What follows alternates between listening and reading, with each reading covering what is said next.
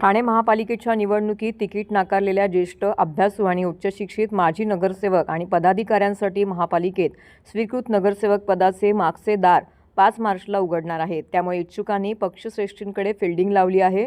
ठाणे महानगरपालिकेच्या सार्वत्रिक निवडणुकीपूर्वी तिकीट देण्यावरूनच सर्वच राजकीय पक्षात आणि विशेष करून शिवसेना भाजप पक्षामध्ये कमालीचा संघर्ष पाहायला मिळाला होता।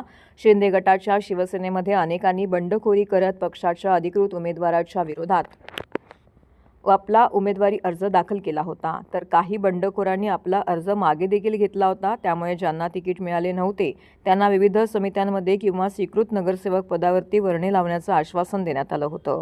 त्यानुसार आता येत्या 5 मार्च रोजी स्वीकृत नगरसेवक पदासाठीची नावं जाहीर करण्यात येणार आहेत। अन्य पक्षातील माजी नगरसेवकांना पक्षप्रवेश आणि बक्षीस म्हणून उमेदवारीही दिल्याने शिवसेनेच्या अभ्यासू आणि उच्चशिक्षित माजी नगरसेवकांना देखील उमेदवारीला मुकावे लागले होते। अशा ज्येष्ठ पक्ष इच्छुकांना स्वीकृत म्हणून आमंत्रित करण्यास प्राधान्य मिळायला हवे असा मतप्रवाह जुन्या जाणत्या शिवसैनिकांमध्ये वाहत आहे।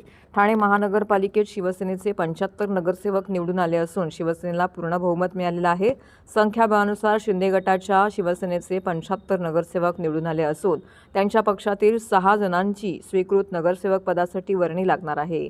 शिवसेना उभाटा पक्षाचा केवळ एकमेव नगरसेवक निवडून आल्याने त्यांच्या पक्षातून एकालाही ही लॉटरी लागणार नाही। भाजपाचे 28 नगरसेवक निवडून आल्याने त्यांच्या पक्षातून 2 शरद पवार आणि त्यांच्या राष्ट्रवादीचे 12 नगरसेवक निवडून आल्याने त्यांचा 1 आणि राष्ट्रवादी काँग्रेस अजित पवार पक्षाचे 8 नगरसेवक निवडून आल्याने त्यांच्या पक्षाचा 1 अशा 10 जणांची स्वीकृत नगरसेवक पदासाठी वर्णी लागणार आहे। मात्र येत्या 5 मार्च रोजी स्पष्ट होणार आहे।